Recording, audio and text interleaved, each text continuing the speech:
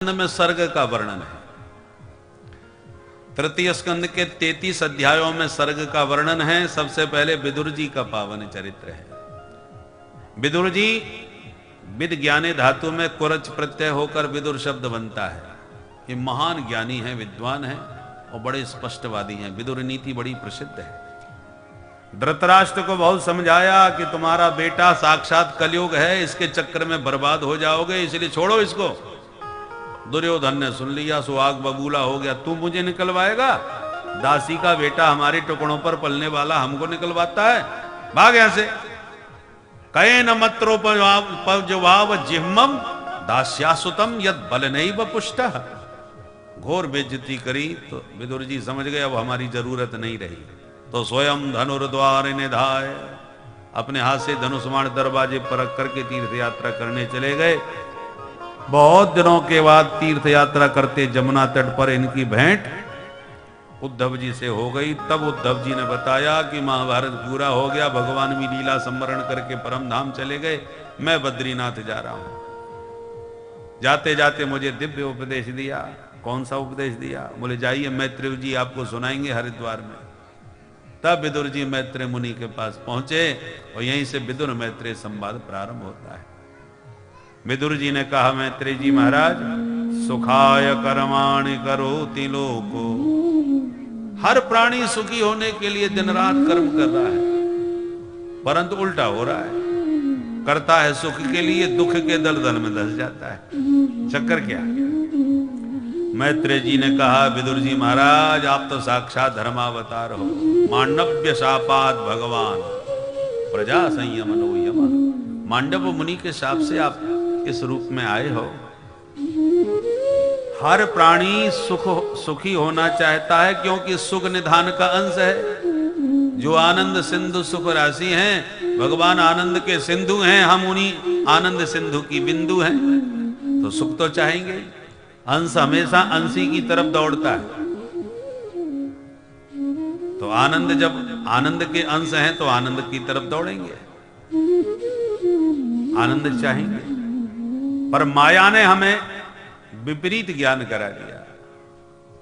जहां आनंद है उधर हमारा ध्यान नहीं है। जहां स्वप्न में भी आनंद नहीं मिलेगा, हम उसी में आनंद की भ्रांति खोज कर रहे हैं।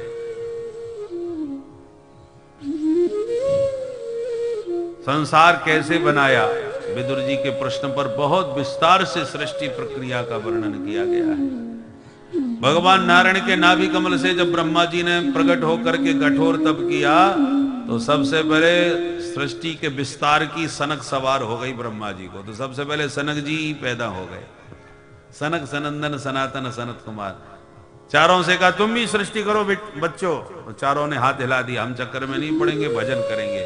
ब्रह्मा जी को क्रोध आ गया, बच्चों ने बात नहीं मानी, तो उनका क्रोध ही उनकी भ्रकुटी से भगवान रुद्र के रूप में प्रकट हो गया। बोल शंकर भगवान की। बोले बाबा से कहा तुम सृष्टि करोगे? बोले कर देंगे। बोले करके दिखाओ। तो भूत प्रेत डांकनी पिशाचनी तमाम पैदा कर डाली। ब्रह्मा जी बोले बस बेटा हो गई सृष्टि, तुम शांति से भजन करो। अब ब्रह्मा जी बड़े परेशान, अब क्या करें? तो अब की बार पुनः संकल्प करके 10 ऋषियों को प्रकट कर दिया। मरीचि, अत्रि, अंगिरा, पुलस्त, पुलह, क्रतु, भृगु, वशिष्ठ, दक्ष और देवर्षि नारद। वाणी से सरस्वती, छाया से कर्दम ऋषि, ये सब संकल्प से प्रकट हुए। अंत में ब्रह्मा जी ने अपने वाम अंग से कन्या और दक्षिण अंग से पुरुष को जन्म दिया। नाम हुआ मनु शत्रुपा। ब्रह्मा जी बोले तुम दोनों मिलके अब मैथुन सृष्टि प्रारंभ करो। बस मनु शत्रुपा से सृष्टि का शुभारंभ हुआ। इसलिए हम सब मनु की संतान होने से मानव कहलाते हैं। जो मनु को गाली देते हैं वो अपने पूर्वजों को गाली दे रहे हैं, याद रखना, क्योंकि हम सब मनु पुत्र होने से मानव कहलाते हैं। मनु महाराज के पहले 5 संतान हुई, 2 बेटा 3 बेटी। बेटा है प्रियव्रत और उत्तानपाद, और बेटियां हुई आकुति, देवहूति और प्रसूति। एक दिन मनु महाराज ने कहा, महाराज धरती का हरण हिरण्याक्ष ने कर लिया, अब कैसे सृष्टि होगी? ब्रह्मा जी ने भगवान का ध्यान किया। ध्यान करते ही छींक आई, और छींकते ही उनकी नासिकारंध्र से भगवान वराह रूप में प्रकट हो गए। बोल बराह भगवान की जय। बड़ा भगवान ने हिरण्याक्ष का वध करके पृथ्वी का उद्धार किया। हिरण्याक्ष कौन था महाराज? बोले कश्यप जी ने सूर्यास्त के समय दिति का मनोरथ पूर्ण किया। उसी दिति के गर्भ से 100 वर्ष तक दिति ने उन गर्भ को धारण करने के बाद 2 दैत्यों को जन्म दिया जो हिरण्याक्ष हिरण्यकश्यपु कहलाए। आज भगवान ने हिरण्याक्ष का वध करके पृथ्वी का उद्धार वराह रूप से किया। अब सृष्टि का शुभारंभ होगा तो पहले बेटियों की बात बताई। 3 पुत्री हैं मनु महाराज की, उनमें मझली बेटी देवहूति का विवाह कर्दम ऋषि के साथ हुआ। कर्दम जी इतने तपस्वी थे कि उन्होंने कामक विमान में बैठ करके दिव्य सुख भोगे और अंत में 9 बेटियों को जन्म दिया। जब जाने लगे तपस्या करने को तो देवहूति ने कहा हमारे बेटियां हैं, कम से कम बेटा तो हो जाए। तब 10वीं संतति के रूप में साक्षात भगवान कपिल रूप में प्रकट हो गए। बोल कपिल भगवान की जय। कपिल भगवान का दर्शन करने ब्रह्मा जी स्वयं आए। जब आने लगे तो उनके ऋषि पुत्री भी साथ में चले आए। नारद जी उस वक्त कहीं घूमने गए होंगे तो नव ऋषियों को साथ में लेके आए।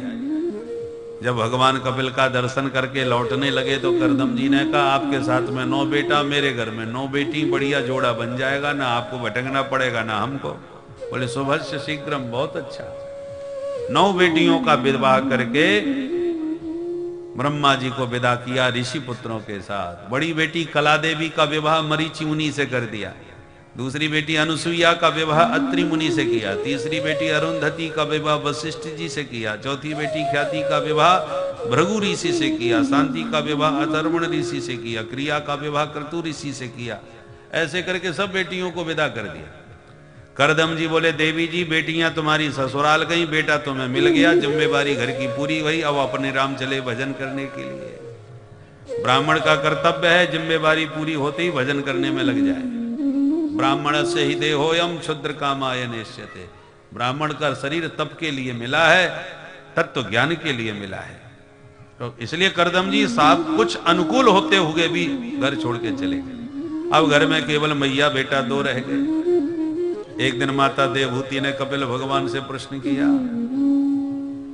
निर्विन्ना नितरां भूमन असत इंद्रिय तर्षणा येन संभाव्यमानेन प्रपन्नादं तमः प्रभो।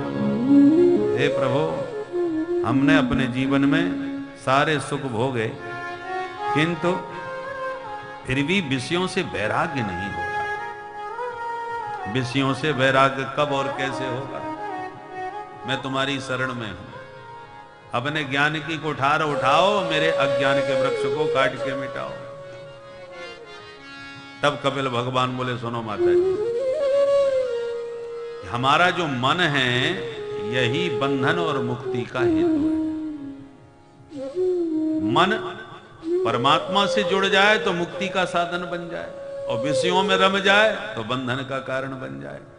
चाबी एक ही होती है, ताले में डाल करके इधर घुमा दी तो ताला बंद, और उसी ताले में डाल के उल्टा घुमा दो तो ताला खुल गया। और घुमाने का अंतर है, इधर घुमाने पर बंधन और दूसरी तरफ घुमाने में मुक्ति। गुणेषु सक्तम बंधाय रतम बापुंषि मुक्तये।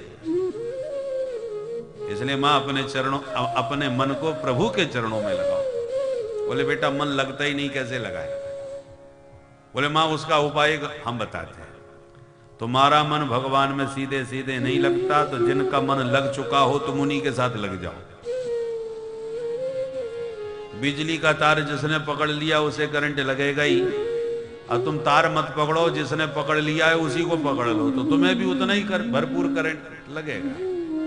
ऐसे भगवान पकड़ में नहीं आते तो जो भगवान को पकड़े बैठे हैं तुम उनको पकड़ लो, तुम्हें भी कृपा का पूरा करंट मिल जाएगा।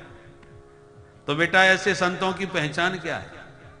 कैसे पता चले कि कौन सा संत है जिसके चरणों से जुड़ करके हमें भी कृपा मिलेगी?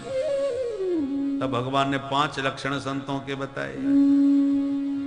तितिक्षवः कारुणिका सुहृदः सर्वदेहिना अजात शत्रव शांता साधव साधुभूषण।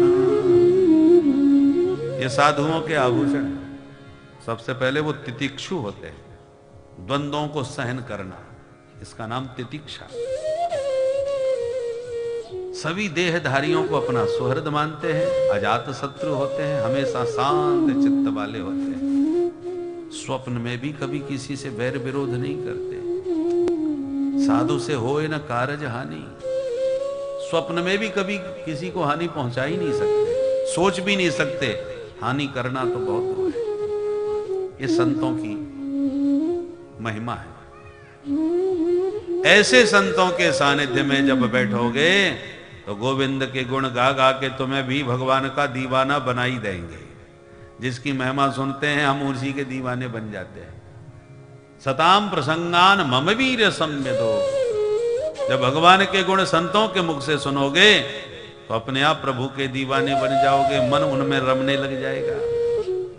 भक्त तीन प्रकार के हैं, जो मंदिर की मूर्ति में ही भगवान को देखते हैं वो सामान्य है, संतों में भी जो भगवान का दर्शन करते हैं वो मध्यम है, और प्रत्येक शरीरधारी में भगवान को जो देखने लगे वो उत्तम कोटि के हैं। सिया राम मैं सब जग जानी। अष्टांग योग का वर्णन किया, यम नियम आसन प्राणायाम प्रत्याहार धारणा ध्यान समाधि, अष्टांग योग बतलाया। जीव मां के गर्भ में कैसे कैसे कष्ट भोग करके जन्म लेता है उसका बड़ा अद्भुत वर्णन किया। अंत में भगवान को बोले, मां ये माया प्रभु की बड़ी बलवती है, बलम में पश्य माया स्त्री मैया जयनो दिशाम या करोति पदाक्रांतान भ्रुवजम्भेण केवलम। ये माया रूपी जो भगवान ने नारी रूपी जो माया बनाई है, जो अपनी भ्रकुटी के इशारे पर बड़े बड़े दिग्विजेताओं को भी धूल में मिला देती है, ऐसी ये भगवान की बलवती माया से, मायापति की कृपा से ही कोई बच सकता है। अपनी सामर्थ्य नहीं है जो माया से कोई बच पावे। सुन करके देवहूति मां गदगद हो गई और प्रेम में ऐसी डूबी कि उनका शरीर ही सरिता में परिणत हो गया, और भगवान मां से विदा लेके सागर तट पर चले गए।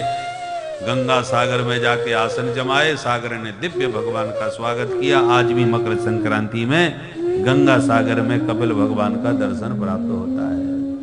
बोल कपिल भगवान की जय।